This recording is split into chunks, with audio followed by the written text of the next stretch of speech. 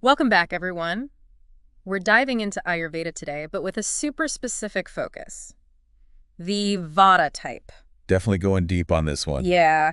So if you've ever felt like your energy is like all over the place, hmm you just might be a Vata, and this deep dive is for you. That's right. In Ayurveda, it all begins with understanding your unique energy pattern or your dosha. Right. And there are three: Vata, Pitta, and Kapha. Okay. And while everyone has all three, usually one or two tend to be more dominant. Gotcha. So let's get into Vata. Okay. I've always heard it described as the wind dosha. What does that even mean? Well, it's a really great analogy, actually. Okay. So think about the qualities of wind. Dry, light, cold, constantly moving. Mm-hmm. That's Vata in a nutshell. And just like the wind, Vata energy can be kind of changeable, Yeah. even a bit erratic at times. Okay, I'm starting to see the connection. Yeah. I definitely know a few people who fit that description, always bouncing from one thing to the next. It can be exciting, but also a little exhausting, to be honest. Exactly. And this tendency for, movement and change, Yeah. it gives Vata types some pretty amazing strengths. Okay. They're generally quick thinkers, adaptable, creative, enthusiastic. Oh, wow. The life of the party, always bringing in a spark of spontaneity. That's so interesting. Yeah. So it's not all bad being a Vata type. Not at all. Yeah. But, just like anything, balance is really key. Okay. When Vata is out of balance, those strengths we just talked about, Mm-hmm. they can turn into challenges. Okay. So think anxiety, insomnia, digestive issues, Right. that feeling of being overwhelmed, scattered. Oh, wow. I can definitely relate to some of those. Yeah. Especially the digestive issues. Yeah. My stomach is super sensitive. That's actually very common for Vata types. Really? They tend to have a more delicate digestive fire, Interesting. which is why diet is just so important for bringing Vata back into balance. Okay. All right. Let's talk food then. What kind of diet helps to ground that Vata energy? Well, if Vata is all about coldness and dryness, Mm-hmm. then we want to bring in warmth and moisture. Okay. Think cooked, nourishing foods like soups, stews. Okay. Yeah. Warm, cozy food. Yeah. That definitely sounds appealing. Right. What about specific ingredients? Yes. Anything Vata types should really focus on?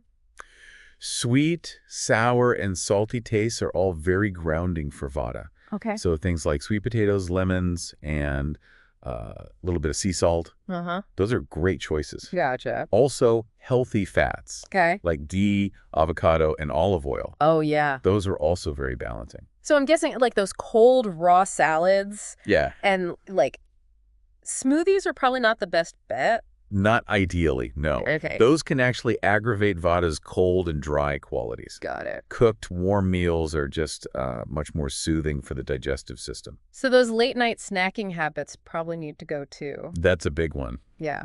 Vata really thrives on routine, and that definitely includes regular meal times. Right. Eating at odd hours or skipping meals, Mm-hmm. it can disrupt Vata's delicate balance. I see. And our source material really emphasizes that Vata types actually benefit from not eating 2 to 3 hours before bed. Okay, no more midnight fridge raids for me. All right. But seriously, that makes a lot of sense. When I eat late, I often have trouble sleeping. Exactly. It's all connected. Yeah. And speaking of sleep, creating a calming bedtime routine is crucial for Vata types. Okay. Their minds tend to be really active, Mm-hmm. so winding down before bed is essential. What kind of things help with that? I'm always up late scrolling on my phone. Well, that's probably a habit you might want to rethink.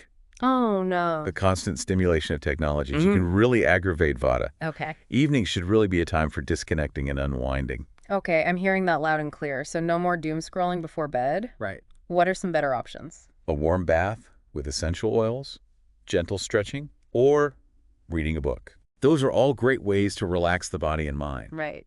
And the source material actually mentions something called a fuss massage with oil, which, from my understanding, refers to a calming foot massage with oil before bed Oh, to promote better sleep. a foot massage sounds amazing.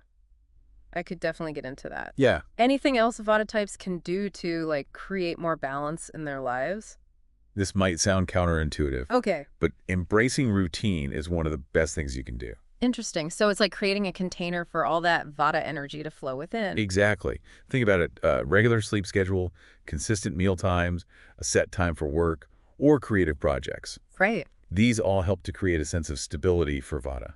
That makes a lot of sense. It's like creating a foundation so you don't feel so scattered all the time. Precisely. Yeah. And this doesn't mean your life has to be, rigid or boring. Right. It's about finding a rhythm that works for you and allows your Vata energy to thrive. Okay, I'm starting to get the picture. So, warm, grounding foods, a calming bedtime routine, an embracing routine are all key for Vata balance. What else should we know? Well, we've talked about diet and routine, Yeah. but exercise also plays a pretty crucial role in balancing Vata. Oh, I'm all for moving my body. Good. But are there certain types of exercise that are better for Vata than others? Absolutely. Since Vata tends towards, lightness and movement, Mm-hmm. it's important to choose activities that are more grounding and calming. Okay, so maybe not that intense HII class I've been wanting to try. Yeah, that might be a bit much for Vata. Oh. Remember, it's all about finding balance. Right. So gentler forms of exercise, Okay. like yoga, tai chi, or even just taking a walk in nature, Right. those can be incredibly beneficial. Okay, those sound a lot more my speed. Yeah. What is it about these gentle activities Yeah. that makes them so good for Vata? Well, they help to calm the nervous system Oh, and ground that excess Vata energy. right. Plus, they encourage mindful movement, Mm-hmm. which is something that Vata types often struggle with. That's true. I'm always like rushing around doing a million things at once. Exactly. And that tendency for multitasking can actually deplete Vata energy in the long run. Oh, wow. So taking time for slow, mindful movement, Yeah. it can be incredibly restorative. This is all making so much sense. Yeah. I'm starting to see how all these pieces fit together. That's the beauty of Ayurveda. Right. It's a holistic system that takes into account all aspects of our being, physical, mental, and emotional. Speaking of mental and emotional well-being, what about stress? Yeah. I feel like that's a big trigger for my Vata imbalances. You're not alone. Really? Stress is a major culprit for Vata Dosha. Interesting. It can disrupt sleep, digestion, overall well-being. So what can we do about it? Yeah. Modern life is pretty much synonymous with stress these days. It is, which is why it's even more important to prioritize stress-reducing practices. Okay. And our source material offers some great insights on this. Like what? I'm ready to de-stress. So the source emphasizes the importance of, Yeah. carving out time for yourself, even if it's just for a few minutes each day. Okay. Whether it's meditation, reading a book, taking a warm bath, spending time in nature, just find what helps you unwind. Right. And make it a priority. Those all sound lovely. Yeah. But I have to admit, I struggle with meditation. My mind just won't shut off. Yeah, that's a common experience, Is it? especially for Vata types. Oh, okay. The source actually suggests a specific type of meditation that can be particularly helpful for calming the Vata mind. Oh, really? Tell me more. It's called transcendental meditation, or TM. Oh, okay. It involves using a specific mantra to quiet the mind and induce a state of deep relaxation. That sounds intriguing. I've heard of TM before, but never really looked into it. I encourage you to explore it. It's been shown to have a number of benefits, including reducing stress, improving sleep, even lowering blood pressure. Wow, that's impressive. I'm definitely going to add TM to my list of things to try. Good. And remember, even if you can't commit to a formal meditation practice, All right. there's still plenty of ways to incorporate mindfulness into your day. Like what? Give me some examples. Okay, simple things like focusing on your breath while you're walking, Okay. paying attention to the sensations of your body while you're showering, Uh-huh. or savoring each bite of food during meal times. Those are great ideas. I can definitely incorporate those into my daily routine. Exactly. It's about finding small ways to slow down, tune in, and cultivate a sense of presence. This has been so helpful. Good. I'm starting to see how even small changes can make a big difference in, balancing Vata. Absolutely.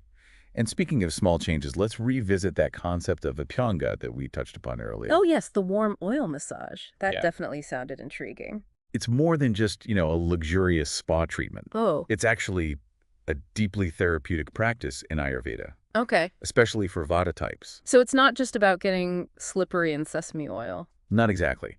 The source material really dives into the numerous benefits of Abhyanga, Okay. explaining that the warm oil helps to calm the nervous system, nourish the skin, improve circulation. Yeah. It's like a warm, loving hug for your body and mind. Okay, now I'm really interested. What kind of oil is best for Vata types?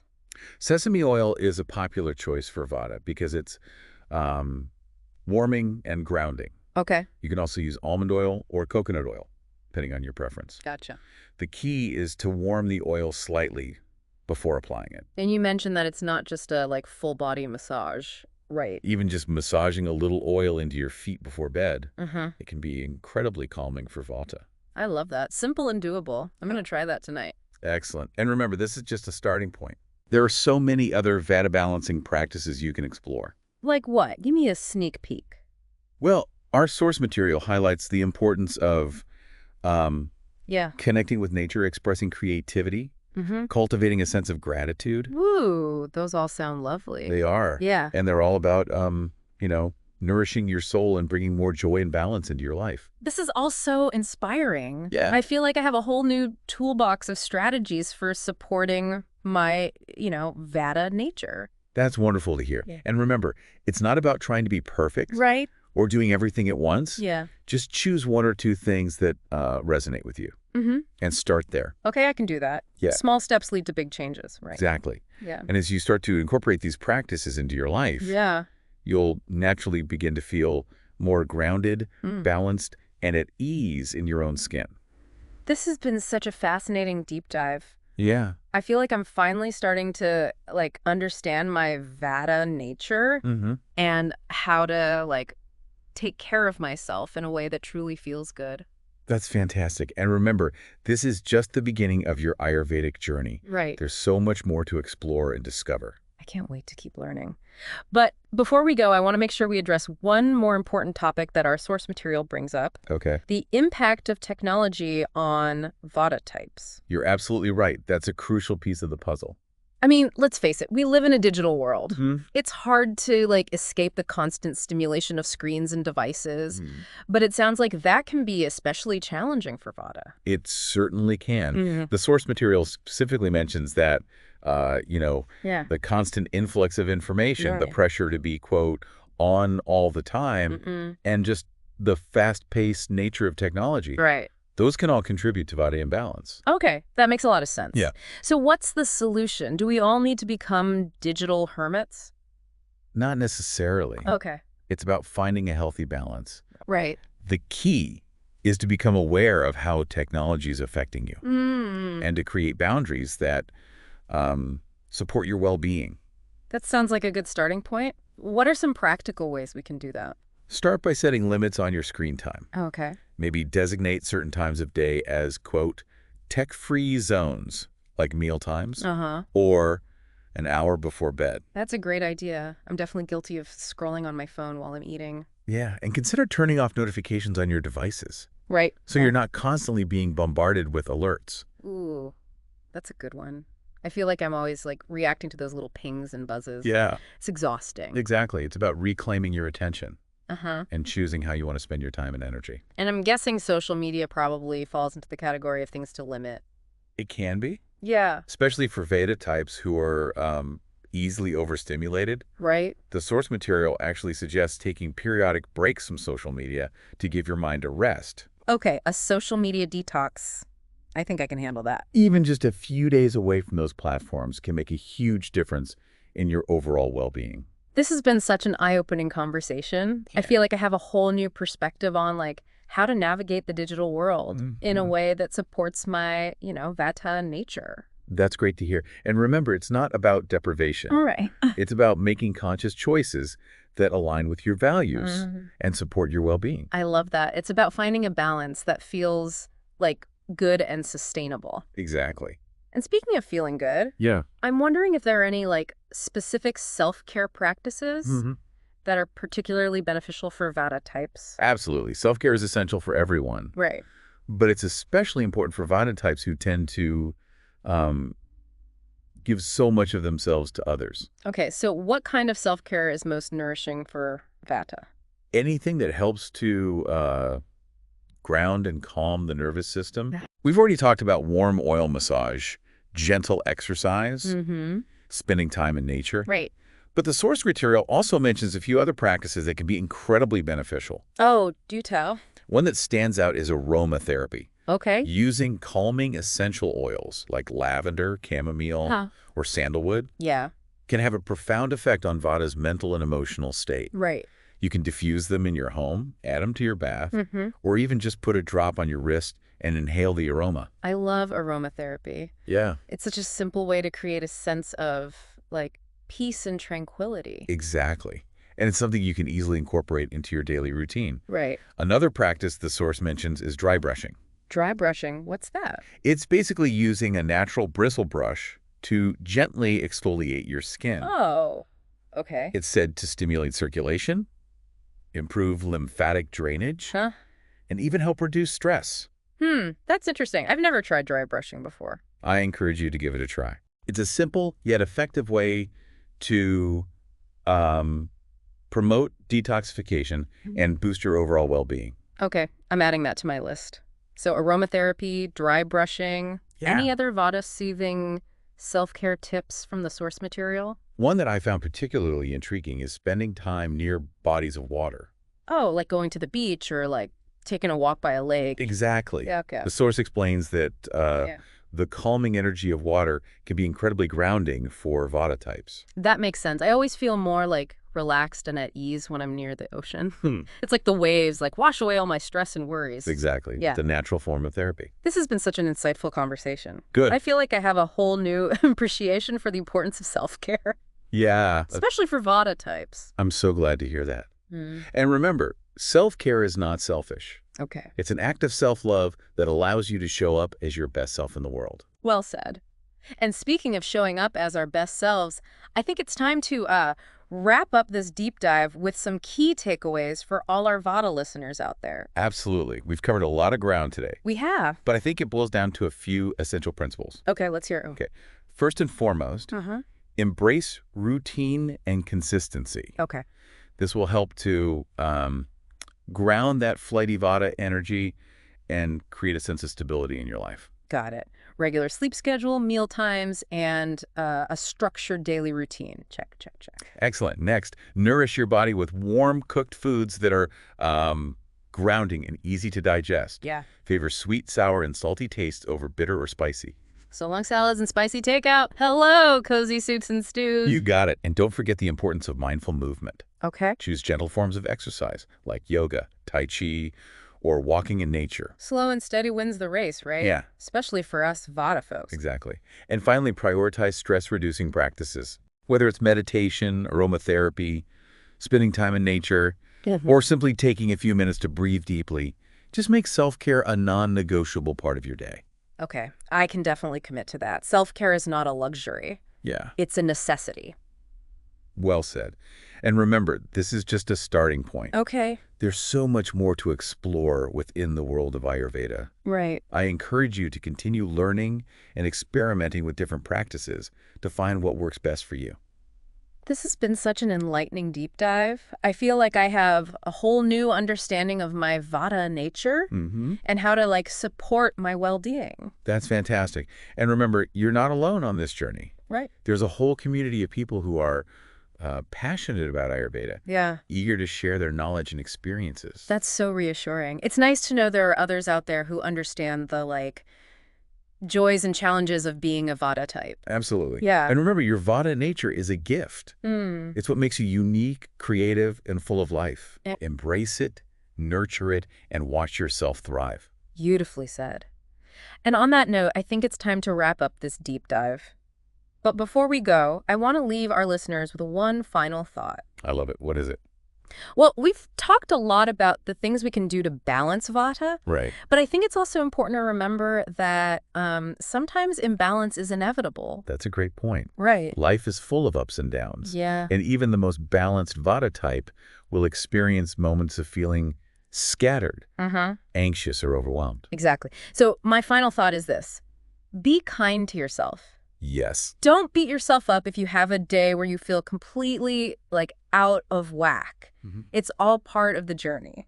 I love that. Self-compassion is key. Yeah. And remember, even in those moments of imbalance, Right. there's always something you can do to bring yourself back to center. Yeah. Whether it's a warm bath, a cup of herbal tea, a few minutes of deep breathing, Yeah. just have those tools in your back pocket and Yeah. don't be afraid to use them. Great advice. Yeah. And on that note, I think it's time to say goodbye.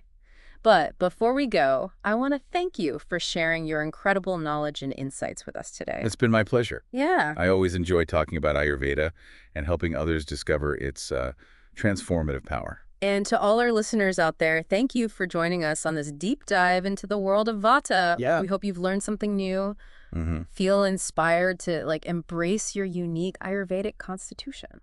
And remember, the journey to balance is ongoing. Right? Keep exploring, keep experimenting, and most importantly, keep listening to your body. Beautifully said. Until next time, stay curious, stay balanced, and keep diving deep.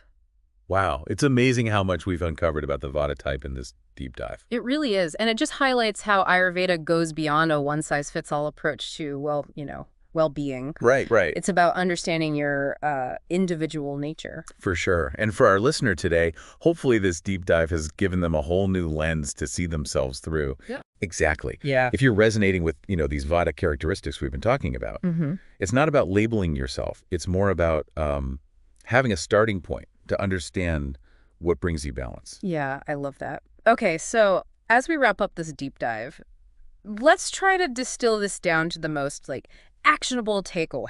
Yeah. What can our listener actually do starting today? Well, one thing that really stood out to me from the source material was the emphasis on regularity. Okay. Vata really thrives on routine. Mm-hmm. So creating a consistent daily rhythm is key. Right. And that means regular sleep-wake cycles, consistent meal times, and even scheduling time for work and relaxation. That makes a lot of sense. It's like creating a stable container for that Vata energy to flow within. Exactly. And remember, this doesn't mean your life has to be, rigid or boring. Right. It's about finding a rhythm that feels good for you. I love that. Okay, so routine is number one. Yeah. What else? Next, pay attention to what you're feeding your body, but also, your mind. Vata benefits from warm-cooked foods, as we discussed, but it's also about minimizing exposure to things that might aggravate Vata, like excessive screen time, loud noises, or just chaotic environments. Right, so it's not just about adding the good things, Right. but also taking away things that might be depleting. Precisely. A two-pronged approach. I like it. And this brings us to our third takeaway.